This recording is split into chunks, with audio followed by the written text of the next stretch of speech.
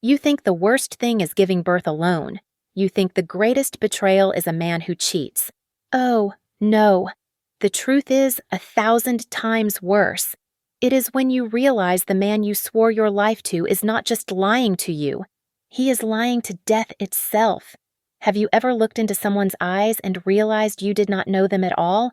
I was about to, and the cost was everything I had. My name is Ilara.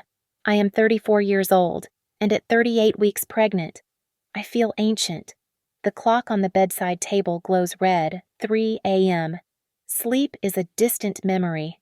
Our apartment, a penthouse overlooking Puget Sound, is supposed to be beautiful. Tonight, with the November rain lashing against the floor-to-ceiling windows, it just feels like a glass prison, high above a dark, churning Seattle. I cannot get comfortable. A hot, grinding pain is centered in my lower back, a constant ache that no amount of shifting can ease. The baby is awake with me, rolling and kicking violently beneath my ribs, as if she, too, senses the tension in this room. Beside me, Marcus sleeps. He is 36, a successful financial manager, and he sleeps the way he does everything deeply and without disturbance. The sound of his even breathing is an insult. And then, his phone vibrates. It is on the nightstand, where it always is, face down. The buzz is low, muted against the dark wood. Marcus does not wake up. He surfaces. His movement is practiced, economical. He does not roll over. He does not open his eyes. He simply reaches back, his hand finding the phone instantly. He glances at the screen, his body angled just enough so I can see nothing. His thumb swipes, silencing the notification. Then, with a sigh of pure annoyance, he turns his back completely to me, pulling the comforter tighter around his shoulders. A chill, sharper and colder than the November draft, slides down my spine. It is worse than the sudden, tightening grip of a contraction that follows it. I bite my lip, breathing through the wave of physical pain, but the emotional coldness is what steals my breath. He is asleep again, or pretending to be, in seconds. I cannot stay in this bed. With a low grunt, I use both hands to push my heavy body upright. Every movement is a calculation of weight and balance. My feet touch the cold hardwood floor, and I stand there for a moment, one hand on my enormous belly, the other on the wall, just breathing. The silence of the apartment is absolute, broken only by the drumming rain. I have never felt so profoundly alone. I make the long, slow shuffle to the kitchen. The marble countertops are gleaming and cold, the stainless steel appliances dark mirrors in the dim light. This is the life I always wanted. The stability a girl who grew up in the Washington foster care system, craved more than anything. So why do I feel like a prisoner? I pour a glass of milk, my hand trembling slightly, and heat it in the microwave. I watch the numbers count down, focusing on the rotation of the glass. Marcus has been distant for months. He used to be the anchor, the man who promised me a safe harbor. Now, he is a stranger who shares my bed. He blames pressure at work, citing the volatile market and endless urgent projects at his firm. Innovate Solutions. He used to come home and press his ear to my stomach, talking to the baby, laughing when she kicked. He has not touched my belly in weeks. The sweet reassurances have been replaced by sharp, brittle comments about budgets. Just last week, as I was folding a tiny sleeper, he looked at the growing pile of baby supplies and scowled. This baby is going to be a huge expense. Ilara, not our daughter, not our future. A huge expense. I sip the warm milk, leaning against the counter, the heat doing nothing to stop the cold inside me. I tell myself it is just stress. He is a provider. He is panicked about the new responsibility.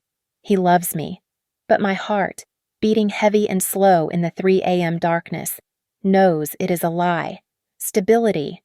That is all I ever wanted. When you grow up in the Washington foster care system, bounced between 6 different homes before you turn 18. You do not dream of riches. You dream of solid ground. You dream of a door that locks with a key that is yours, of a refrigerator that is always full, of a person who stays. I met Marcus at a charity auction, one of those glittering downtown events I only attended because my firm had bought a table. I was a data analyst, good with numbers, but awkward in crowds. He was not.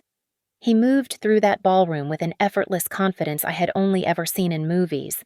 He was tall, impeccably dressed, and when he smiled at me, it felt like a spotlight. He was everything I was not from an established Seattle family, with a clear, ascending career in finance. He listened to my story, not with pity, but with what I mistook for admiration. He promised me a future that was safe. He was my rescuer. Or so I believed. We married within a year. The wedding was small, elegant, paid for entirely by him. I felt like I was finally, truly, being taken care of. I left my small apartment and moved into his penthouse, this glass box in the sky. About 6 months after the wedding, he sat me down in this very living room, the city lights twinkling below us. He had spreadsheets open on his laptop, the one he always angled away from me. "Ilara, honey," he said, his voice the perfect blend of authority and affection. "We need to streamline. We are a team now, and our finances should reflect that." He pointed to the screen, showing my separate savings account, my modest investment portfolio. "You are brilliant at what you do," he said, tapping my nose. "But I am the expert in this field. It is my job to make our money work for us. Let me worry about the market, about the investments. You just need to focus on us, on building our family." Building our family. It was the only thing I wanted to hear. I was so tired of worrying, so tired of checking my own balance, of managing my own small, precarious life. I wanted to be part of a we. I wanted, desperately, to let go, to trust someone else to hold the weight. I agreed. I signed the papers. I transferred the inheritance, the modest sum left to me by my last foster mother, the only woman who ever felt like a real parent. It was not much, maybe $40,000, but it was my only safety net. It was all I had that was mine. I put it into the joint investment fund he managed. His control was absolute, but he disguised it as protection. "It is to protect you, Ilara," he explained. When I asked why my name was not on the primary access portal for the investment accounts, "It simplifies the tax structure. This way, everything is shielded. I handle all the stress. You get all the security. That is the deal." Right. How easily I handed over my power. How grateful I was to do it. I ignored the red flags. I am a data analyst, trained to see patterns, to find anomalies, but I chose to be blind. I ignored the way his laptop snapped shut whenever I entered his study. I ignored the frequent calls he started taking on the balcony, his back to the glass, his voice a low murmur I could not quite catch. Even when I pressed my ear to the door, I told myself it was client confidentiality. I told myself his secrecy was just the nature of high-stakes finance. I told myself that this was what stability felt like. I confused control with care. That was my first and most fatal mistake. The first crack in the facade appeared exactly 1 week before my due date. I was at the upscale grocery store downtown, the one with the organic baby aisle. The nesting instinct had hit me hard, and I felt a rare, almost giddy sense of peace. The cart was piled high with things I convinced myself we needed: hypoallergenic diapers, lavender-scented baby wash, tiny white onesies. This was real. This was my family. I was finally building something permanent. I pushed the heavy cart to the checkout, smiling at the cashier. The total came up. I slid our joint credit card, the sleek black one Marcus called our household card, into the chip reader. The machine beeped, a harsh, ugly sound. Declined. My face flooded with heat. "Oh," I laughed nervously. "That is strange. Maybe I slid it too fast. Let me try again." The cashier, A young woman with tired eyes waited patiently. I ran the chip again. Declined. "I am so sorry, ma'am," she said, her voice neutral. "It is not going through. Do you have another form of payment?" The people in line behind me were shifting, their carts nudging forward. My humiliation was a physical thing, a hot weight in my chest. I fumbled for my phone. "I just need to call my husband," I murmured, stepping aside. "1 second." I dialed Marcus. He picked up on the 4th ring, his voice clipped and sharp. "Alara, I am in the middle of something." "What is it?" "Marcus, the credit card was just declined." A heavy sigh on his end. Irritation. Not concern, just pure irritation. Damn it, I told them not to freeze it. "Listen, I moved some assets around this morning for a new position. The accounts are probably just catching up. Just use the debit card." "Oh, okay." I felt a rush of relief. A simple explanation. "I have to go," he said, and hung up. I stepped back to the register, my smile returning, though it felt brittle. "Sorry about that. My husband just moved some funds. I will use the debit card." I slid the debit card, the one linked directly to our primary checking account, the account his paycheck supposedly went into. The cashier ran it. Her eyes flicked up to me, this time with a hint of pity. "Ma'am, this one is declined, too. It says, 'insufficient funds.'" Insufficient funds. The words did not compute. That was impossible. We were wealthy. We lived in a penthouse. Insufficient was not a word in Marcus's vocabulary. My shame curdled instantly into a cold, sharp fear. I backed away from the counter again, my hands shaking so badly I almost dropped the phone. I called him back. "What? Ilara?" he snapped. "Marcus," I whispered, my voice trembling. "The debit card was declined. It said insufficient funds. What is going on?" There was a long pause, filled with the sharp sound of him typing on his keyboard. "Hell, it must be a systemic bank error. A server glitch. This is unbelievable." He did not sound surprised. He sounded angry, as if the bank had personally betrayed him.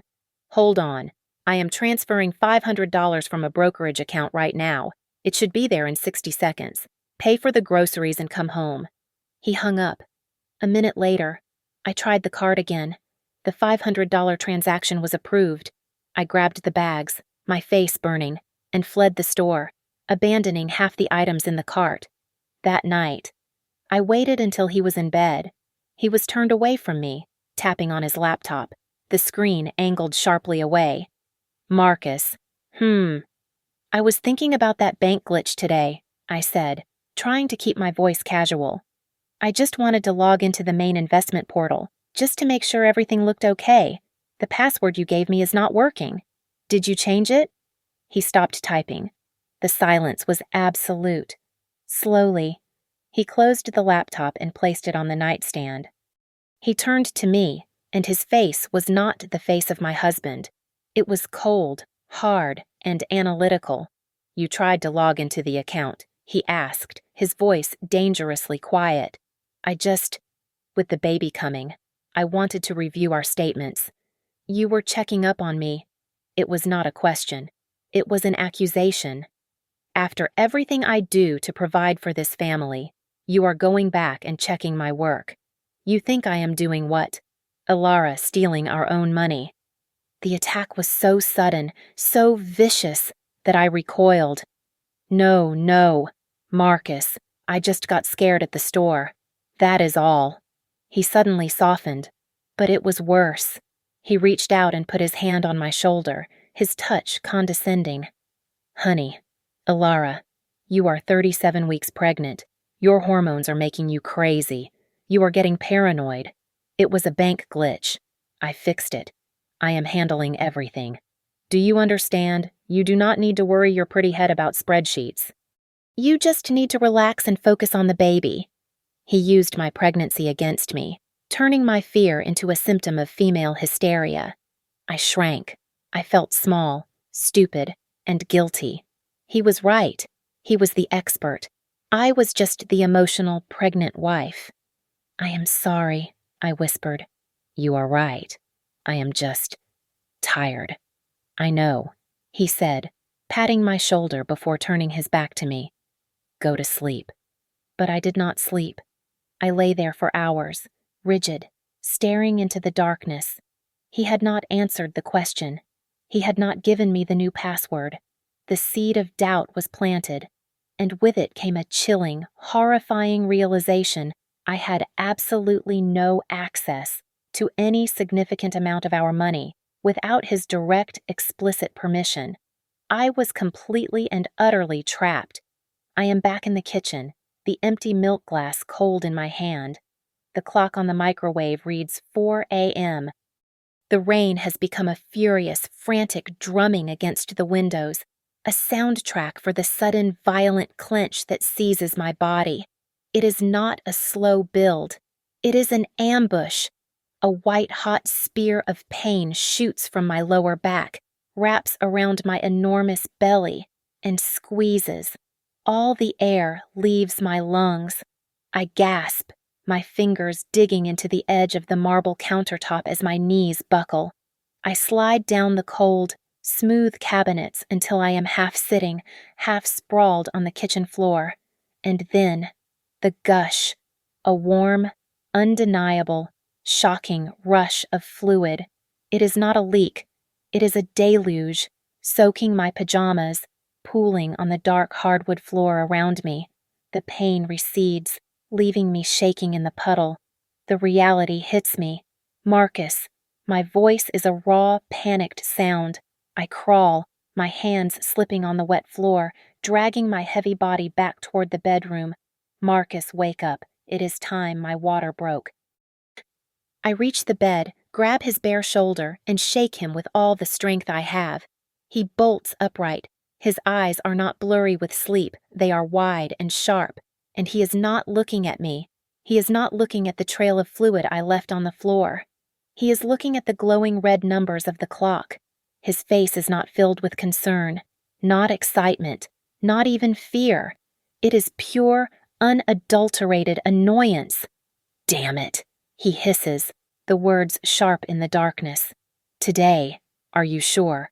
Am I sure? I pant, trying to breathe as the memory of the pain warns me another contraction is already building. Marcus, look at the floor. I am soaked. He ignores me. He swings his legs out of bed, grabbing his phone from the nightstand. He glances at the screen, his thumb already moving. He looks at the clock again, 4:05 a.m. Okay, he says, his voice fast and clipped. He is already on his feet, pulling on the expensive jeans he left crumpled on the floor. Okay, listen to me. Alara. What are you doing? I ask, my voice trembling. I have an emergency meeting at 7 a.m., he says, his back to me as he pulls a shirt over his head. A huge deal, multi-million-dollar. I absolutely cannot miss this. The next contraction hits. It is worse than the first. I cry out, curling over onto my side on the floor. A meeting. I gasp, the words punched out of me. Marcus, I am in labor. Our baby is coming. Right now. I know, he snaps, and the anger in his voice terrifies me. He shoves his feet into leather loafers, not bothering with socks. I get it, but this deal secures everything, Ilara, for us, for the baby. Do you understand? He is not talking to me. He is reciting a script. He grabs his wallet. He grabs his laptop bag. Here is what you do, he says, walking toward the door. You call an Uber. Go to Seattle General. Get yourself checked in. Marcus, no, wait. I am trying to stand, using the bed for leverage, but the pain is too much. I am trapped on the floor. You cannot leave me. Please. He looks at me, his hand on the doorknob. His eyes are cold, hard, and analytical. I will close this. It will be 2, maybe 3 hours. I will be there as soon as it is done. I promise. He does not kiss me. He does not touch me. He looks at the blue hospital go bag I packed so carefully 3 weeks ago, the one sitting right by the door, and he runs right past it. He grabs his keys. I promise, Alara, I will fix this. I will be there. And then he is gone.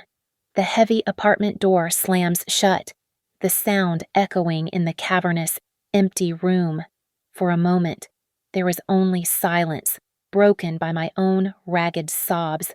I am alone, soaked, in agony, and completely alone.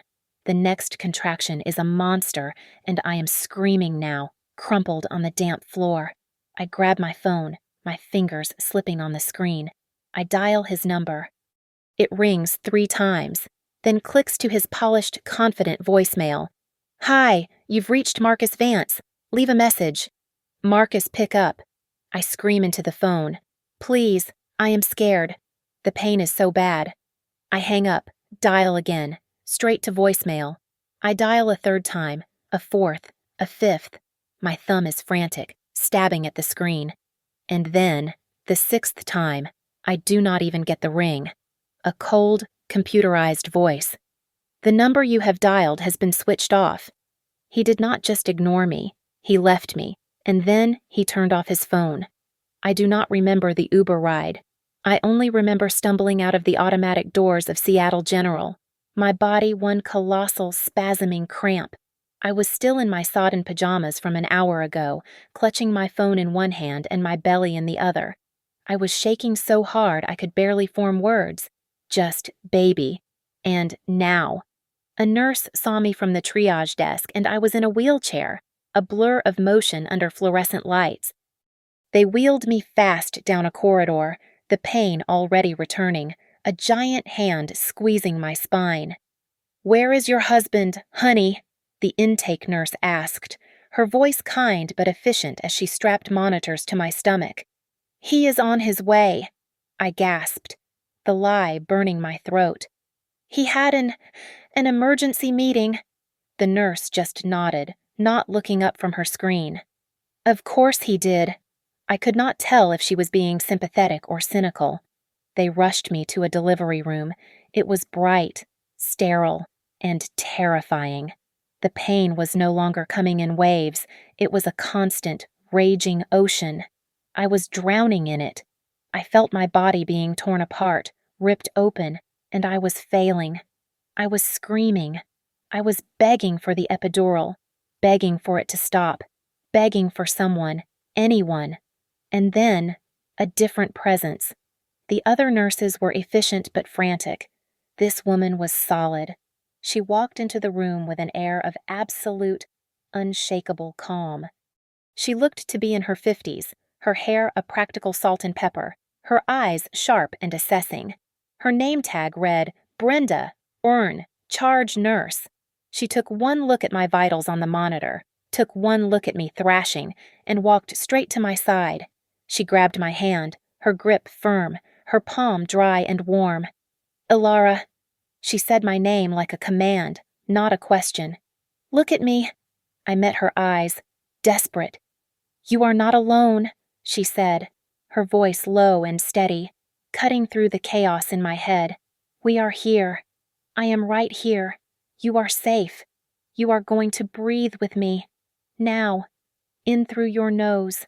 Out through your mouth. That is it. You are doing the work." I clung to her hand as the next contraction seized me. She did not flinch, just held on tighter. "You are stronger than this pain," she murmured. "Stay with me." The agony subsided for a moment, leaving me weeping, exhausted, humiliated. "I do not understand," I sobbed, the words tumbling out of me. "He just left. He had a meeting. He will not even answer his phone." I called him. I called him 6 times. He turned his phone off. Brenda was looking at my chart on the screen by the bed, reviewing my intake information. She stilled. Her focus sharpened on one line. "Your husband," she said, her voice suddenly different, cautious. "He is Marcus Vance from Innovate Solutions." I blinked through my tears, startled. Yes, that is him. Do you..." Do you know him? Brenda's head lifted. She looked at me, really looked at me, and her professional demeanor cracked. It was just for a second, but I saw it. It was not recognition. It was not the casual, "Oh, it is a small world" expression I might have expected. It was pity, a deep, profound, almost sickening pity. Her eyes softened with a sadness that had nothing to do with my labor. She knew something. The air in the room changed. I saw her make a decision, her jaw tightening. The mask of the charge nurse slammed back into place. "No," she said, her voice suddenly iron hard. "It does not matter. Here comes the next one. Alara, we are going to have this baby. I need you to focus. Now. Bear down. Push." The rest of it was a war, a blur of fire, pressure, and Brenda's voice commanding me, guiding me, forcing me to find a strength I did not know I possessed. I pushed into the pain. I pushed into the betrayal. I pushed into the terrifying, silent void that Marcus had left me in at 9:15 in the morning, as the November rain still hammered the hospital window. A tiny, furious wail cut through the room. "She is here," Brenda said, her voice finally softening. "She is here, Alara. You did it. You have a daughter." They laid her on my chest.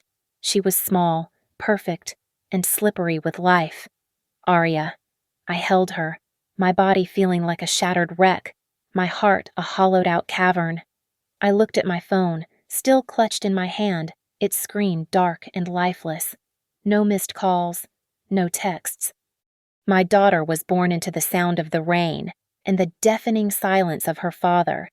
It was 6 hours later, 6 hours of me staring at the plastic hospital bassinet where Arya slept, a tiny, perfect stranger. 6 hours of listening to the nurses coo as they checked my vitals, their voices cheerful and hollow. 6 hours of my phone remaining stubbornly, agonizingly silent on the bedside table. I was in the recovery room. The adrenaline had long since faded, leaving behind a deep, throbbing ache in my body and an even deeper, colder void in my heart. I was exhausted, but I could not sleep. I just held my daughter, my mind replaying the sound of the front door slamming shut, the finality of the disconnected call. He had left me. He had chosen a meeting over the birth of his child. The betrayal was so complete, so absolute, that I could not even cry. I was just empty. The door to my room opened quietly. It was Brenda, the charge nurse from delivery. She was not bustling in to check my blood pressure. Her shift had probably ended hours ago. She looked tired. She stepped inside and pushed the door closed behind her. Not all the way, but just enough to click it shut. The sound was soft, but it felt heavy. "Ilara," she started, her voice low. She stood at the foot of my bed, her hands clasped in front of her. "How are you feeling? How is the baby?" "We are fine," I said. My voice sounded thin, like paper. She nodded, but she was not really listening. She was looking at me with that same strange expression of profound pity I had seen in the delivery room. "Ilara," she said again, taking a step closer. "I am about to do something I should not.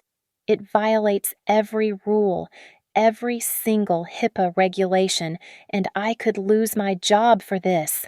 My heart, which I thought had stopped feeling anything, gave a painful thud. I thought she was going to tell me he was with another woman, that he had been seen in the ER with someone else. "What is it?" I whispered. "What are you talking about?" Brenda took a deep breath. "When you said your husband's name, Marcus Vance, I recognized it. I am a nurse, Ilara, but I do not work in labor and delivery. I am not a maternity nurse." I just stared at her, confused. "They said you were the charge nurse." "I am," she said, "but I was floated down here today. They were short-staffed because of the storm. My real floor is upstairs." She paused, as if weighing her next words. "I am the charge nurse on the 8th floor, the oncology wing. The word hung in the air, sterile and terrifying. Oncology. My blood went cold. Oncology. She nodded, her eyes full of a sorrow that was not for me, but for him. Marcus Vance is my patient, Ilara. He has been my patient for the last 6 months. I could not breathe. It was like the air had been vacuumed from the room. No, you are mistaken. He is healthy. He is at a meeting, a business meeting. Brenda shook her head gently. No, honey, he is not. Mr. Vance is in the end stages of pancreatic cancer. He is very, very sick. The world tilted. This was twist number 1. The script I had been writing in my head for the past 6 hours, the affair, the secret life, the mistress, it all dissolved. It was not another woman.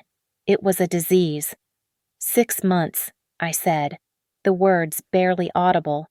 He has known for 6 months. The distance, the arguments about money, the coldness, it all started 6 months ago. He has been receiving aggressive treatment, Brenda continued, her voice soft. But his prognosis, it is not good. We are talking weeks. Ilara, not months. I looked at the tiny baby in my arms, and then at Brenda. A new, more terrible wave of betrayal, colder and sharper than the first, washed over me. He was dying, and he did not tell me. But why? I choked out.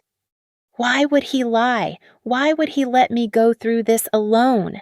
Brenda's face hardened slightly. That is the part I do not understand. He was incredibly secretive. He made every staff member who treated him sign an NDA, a non-disclosure agreement. He claimed it was for sensitive business reasons, to prevent a panic with his investors.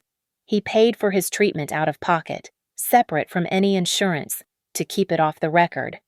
She looked at me, her professional frustration mixing with human compassion.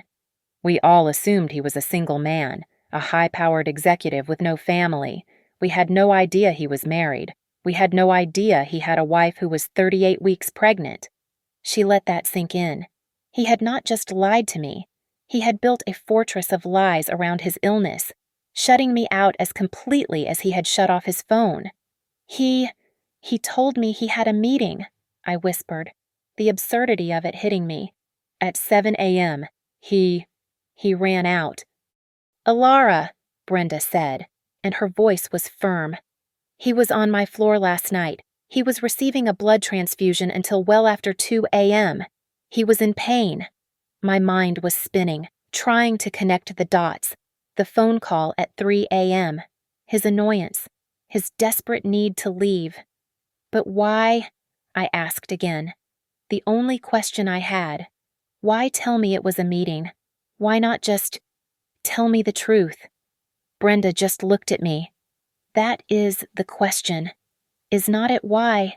Ilara, why would he lie to you? I was numb. The sterile smell of the hospital room, the soft, rhythmic breathing from Aria in the bassinet. Brenda's compassionate eyes, it all faded into a roaring static. Cancer. Pancreatic cancer. Stage 4. Weeks. Brenda was still talking, her voice low. He was here, Ilara, all night, on the 8th floor. He was getting a chemo infusion and a transfusion. He was exhausted. He was in pain. My mind snagged on that. Pain. Exhausted. But the man who left me this morning was not just tired. He was frantic.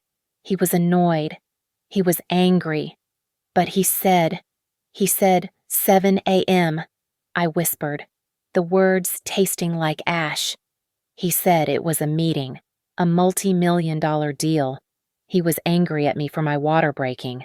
Why, if he is sick, why lie about a meeting? Why not just say he had treatment? Brenda held my gaze, her expression unreadable. I cannot answer that. Ilara, I thought you deserved to know. He has been fighting this. She squeezed my arm. I have to get back upstairs. Are you going to be okay? I nodded, a mechanical, Jerky motion. It was a lie. She left, closing the door softly, and the silence descended again. But now it was different. It was charged. My grief, my shock. It was all turning, hardening into something else. Suspicion. The data analyst in me, the part of my brain I had suppressed for years in favor of being the cared-for wife, was waking up. The pieces did not fit. The variables were all wrong. Why lie about a meeting unless the meeting was real? But how could he be in two places at once? I looked at my phone. It was still silent. No calls from him. My hand was shaking, but I opened my contacts. I scrolled past Marcus and found the number. Innovate Solutions, main office. I pressed call. It was just after 3 p.m. Someone would be there. A cheerful, professional voice answered. Innovate Solutions, how can I help you? Hi, I said, my voice cracking. I cleared my throat, forcing it steady. May I speak to Marcus Vance? Please, it is his wife, Ilara. There was a sudden, awkward silence on the line. The cheerfulness vanished, replaced by a cautious, almost pitying tone. Oh, Mrs. Vance, one moment. I heard the muffled sound of a hand covering the receiver, a whispered conversation in the background. The secretary came back on the line. Ma'am, who did you say was calling? Ilara Vance, his wife. I need to speak to him urgently. It is a family emergency. Oh, Mrs. Vance, I am very sorry. The secretary sounded genuinely flustered, well out of her script. Mr. Vance is no longer with Innovate Solutions. My blood ran cold. No longer with them. Did he quit because he was sick? What do you mean? I asked, keeping my voice perfectly level. When did he leave? Ma'am, he was terminated. About 6 months ago. 6 months. The exact same timeline as the cancer diagnosis. Terminated. I repeated, the word alien in my mouth. On what grounds? I am really not authorized to say, Mrs. Vance, the secretary whispered, as if afraid of being overheard. There were serious financial irregularities. I did not say thank you. I did not say goodbye. I just let the phone drop from my hand onto the stiff hospital blanket. My hand was trembling violently now. It was not the job. It was not the cancer. It was both. But it was worse. It was all a lie. The late nights at the office were not work. The market volatility was not real. Serious financial irregularities. My mind flashed back. A rapid, sickening slideshow. The declined credit card at the grocery store. The insufficient funds. The bank glitch. The immediate transfer of exactly $500, as if from a hidden stash. His fury when I asked for the password. I picked up the phone again. My fingers flew across the screen, my movements jerky and imprecise. I opened the web browser, King County Public Records. I typed his name, Marcus Vance. The search results loaded. My breath hitched. It was not one thing. It was an avalanche. Innovate Solutions LLC versus Marcus Vance. Civil suit. Filed 5 months ago. The charge embezzlement, Peterson, J. et al. Versus Marcus Vance. Civil suit. Fraud. A group of private investors. And then, the one that made me physically sick. King County Bank versus Marcus Vance. Foreclosure proceedings. I clicked the link. The property address our penthouse. The glass prison.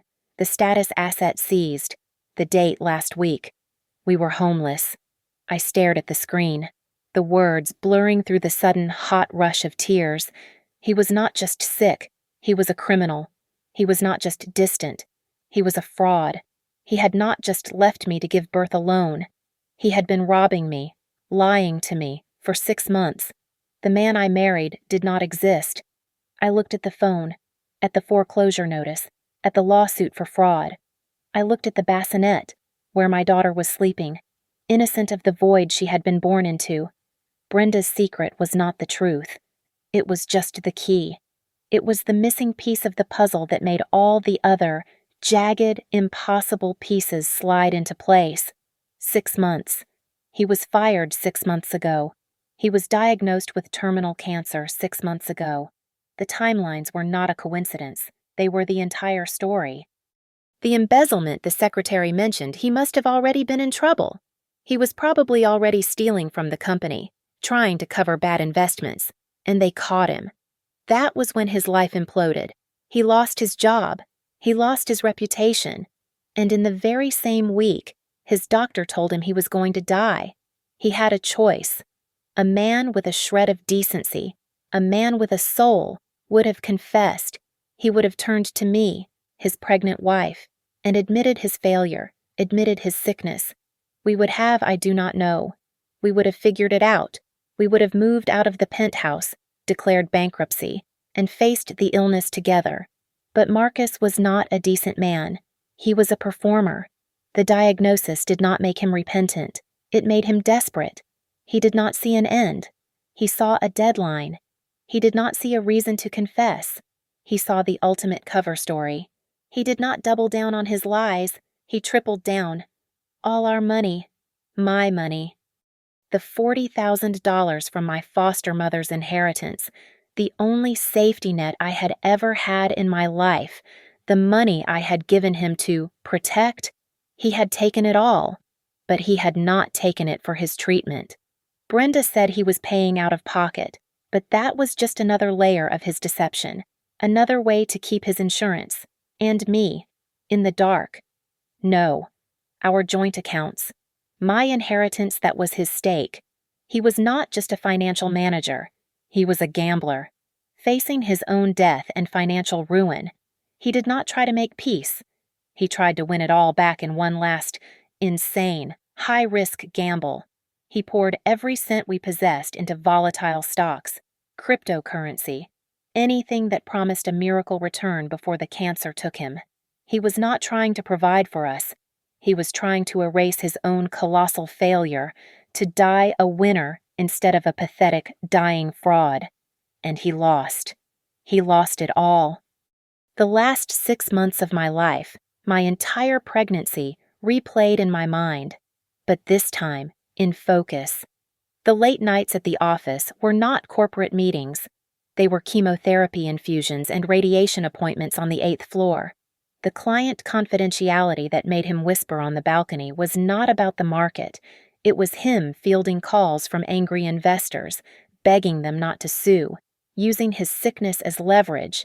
The financial stress he blamed on the baby. The huge expense was not about diapers. It was about the gaping, bleeding hole of total bankruptcy. The apartment was gone. The accounts were empty. The card declined at the grocery store was not a bank glitch. It was the bottom. There was nothing left. The phone call at 3 a.m.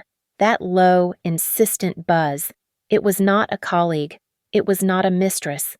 It was a creditor. Someone he owed. Someone who had found his number. Someone who was done waiting. And then, the final devastating piece clicked into place. The 7 a.m. meeting. The multi-million-dollar deal he had to run to. The one so critical he would leave me on the floor, in labor, screaming his name. My mind was suddenly, terribly clear. The chemo, Brenda said, was last night. The lawsuits were filed. The foreclosure was complete. He was out of time. He was out of money. He was cornered. He was not running to a meeting. He was running away. My fingers, numb and clumsy, went back to the phone's browser. I typed Seattle-Tacoma International Airport. I clicked on Departures. I scrolled, my heart pounding a sick, slow rhythm, looking for any flight around 7 a.m. And there it was, 7:15 a.m. A flight, not to New York, not to London. A flight to a small country in South America, a country with beautiful beaches, sunny weather, and, most importantly, no extradition treaty with the United States. That was his deal. That was his final gamble. He used the chaos of my labor, the very moment his daughter was being born, as a distraction. He was not just abandoning me in the hospital, he was fleeing the country. He was leaving me, his newborn child, to face the wreckage. He was leaving me to be evicted from an apartment we no longer owned, to face the army of lawyers representing the people he had defrauded, to pay the hospital bills for the daughter he left behind. He did not lose our money fighting cancer. He used his cancer as a shield while he destroyed our lives, and when the shield was not enough, he used his own child. I looked down at Arya. I felt the stitches from my delivery pull. I felt the cold plastic of the hospital bracelet on my wrist. The rage was so cold, so pure, it burned away every last tear. He appeared 24 hours after Arya was born. I had been awake for nearly 2 days, running on a cold, pure adrenaline fueled by rage and revelation. When the door to my room opened, I did not even flinch. I just watched it, waiting. It was him. He looked like a ghost. The sharp, tailored suits were replaced by the wrinkled clothes he had fled in yesterday morning. His skin, which I had always thought was robust, was a sick, jaundiced yellow. His expensive haircut was matted to his head with sweat. But it was his eyes that held me. They were frantic, bloodshot, and hollowed out. This was a man who had not just missed a flight. This was a man who had been trapped, cornered, a man who had looked over the edge of his own ruin. He must have missed the flight. Maybe the $500 he transferred to me was the last of his liquid cash, and his card was declined at the airport. The image brought me a cold, sharp satisfaction. "Ilara!" he gasped, trying to manufacture a look of relief. His voice was a dry rasp. "Thank God, I am here. I am so sorry." He stumbled into the room, running his shaking hands through his hair. "The meeting, Ilara. It was a complete disaster. A nightmare. They locked us in a room. I could not get to my phone. I could not get away. I am so sorry." He was still lying. Even now, at the end of all things, he was still reading from his pathetic, desperate script. He did not look at the bassinet. He did not ask about the baby. He did not acknowledge the tiny, sleeping human 6 feet away from him, the daughter he had not seen. I did not move. I just watched him, this pathetic, crumbling statue of the man I thought I married. My voice, when I spoke, was flat, not a single tremor. It was frighteningly calm. Which meeting was that? Marcus. He froze. His fake smile, the one he was trying to build, shattered. "What?" "The meeting for your multi-million-dollar deal," I said. My voice was quiet, but it cut through the room. "Was that the meeting at Innovate Solutions? The job you were fired from 6 months ago?" His face went white, or as white as his jaundiced skin could go. He staggered back a step, as if I had physically struck him. "Or," I continued, my voice staying perfectly, terrifyingly level, "was it the meeting with the retired investors you defrauded, the ones who are suing you right now?" He was shaking his head, his mouth opening and closing, but no sound came out. "Or maybe," I tilted my head, "you mean the meeting you had at the airport, trying to flee the country, the one-way flight to the place with no extradition treaty. Was that the meeting? Marcus, the one you rushed to while your wife was in labor?" I pushed the button to lower the side of the hospital bed. I swung my legs over the side. A sharp, searing pain shot up from my stitches, from the core of my body he had abandoned. I stood up anyway, clutching the thin hospital gown, my hand gripping the cold metal rail of the bed. The physical pain was nothing. It was a grounding sensation, a reminder. The rage was a stronger spine than my own. "Nurse Brenda," I said, my voice dropping to a near whisper. "From the 8th floor, from oncology. She sends her regards." That was the one. That was the final blow. The blood drained from his face, leaving it a waxy, greenish gray. The frantic energy, the desperation to escape. All of it collapsed. He knew. The mask did not just crack, it evaporated. He looked, finally, like what he was, a dying man who had been caught. He did not even try to lie again. He lunged forward, not to me, but to the foot of the bed, and fell. He crumpled, his knees hitting the linoleum with a dull, wet thud.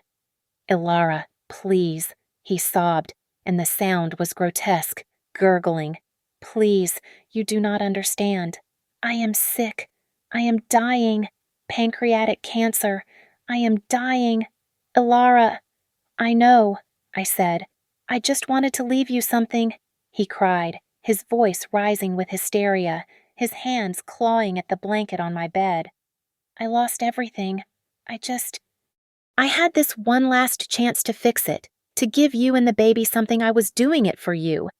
The lie was so pathetic, so transparent, it was insulting. "For me," I repeated. "You stole my inheritance, Marcus, the $40,000 my mother left me. You took it. You gambled it away. You left me to give birth alone, on the floor of our apartment, while you tried to run away from your life. The cancer," he shrieked, hitting the side of the bed with a weak, trembling fist. "It made me crazy. The market turned. It was not my fault. I was just trying to fix it. I was just trying to protect you." "Protect me," I said. "You were protecting yourself. You were protecting your ego. You could not stand to be a failure. You could not stand to be a sick man. You would rather be a monster." He was still on the floor, his sobs echoing in the sterile room. "Ilara, you have to help me. You are my wife. It is your duty. They are going to take everything, the investors, the bank. I have nothing. I have nothing left." He tried to lunge forward, to grab my hand, to pull himself up by using me as an anchor, a support, just as he had always done. I snatched my hand back as if he were a hot coal, as if his touch itself was a lie that could burn me. I just looked down at him. This man, my husband, this dying, pathetic, fraudulent stranger, weeping on the linoleum floor of a hospital room, smelling of sickness and sweat and desperation. I searched my heart. I looked for the man I married, for the man who promised me stability. I looked for the love I had felt, the life we were supposed to build. It was gone. I looked for hatred, for a hot, satisfying rage that would make this feel like a victory. That was gone, too. He had burned it all away.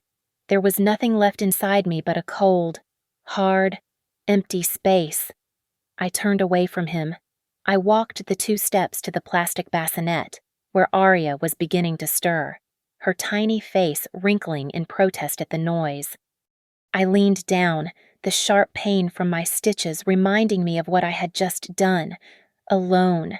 I slid my hands underneath her, lifting her warm, real 7-pound body to my chest. I held her tight, breathing in her scent, the only true thing in this entire hollow life I had built. I held her like a shield, and I turned back to him. "You are right," I said. My voice was not sad. It was not angry. It was just clear, like glass.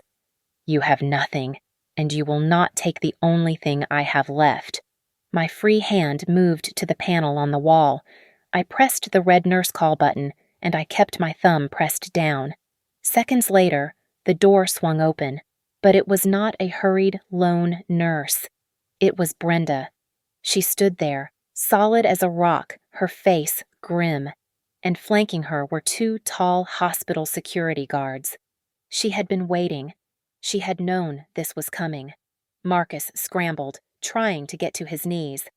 "Ilara, no! Tell them to get out! Tell them it is a mistake!" "We are just talking." The guards looked from the weeping, jaundiced man on the floor to me, the mother in the paper gown, holding a newborn baby.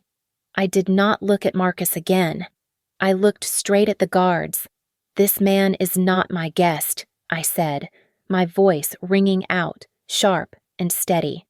"He is harassing me, and he is harassing my child.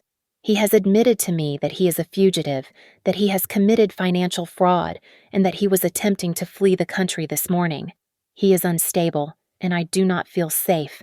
Please escort him out." "No!" Marcus shrieked, a high, thin sound of pure animal panic. "She is lying. She is my wife, Alara. You traitor. You cannot do this to me. You bitch." He tried to lunge, to get to his feet, but he was too weak. The guards did not even struggle. They were on him in a second, each taking an arm, lifting him from the floor as if he weighed nothing. He was still screaming, his legs kicking weakly, his voice cracking. "Traitor, traitor. You will pay for this." They hauled him out, his protests and curses echoing down the hallway, the sound of his weak, pathetic fury fading until it was finally, blessedly, gone. Silence. Brenda stepped fully into the room, letting the door click shut. She looked at me for a long, heavy moment. The pity was gone from her face. In its place was a look of deep, painful respect.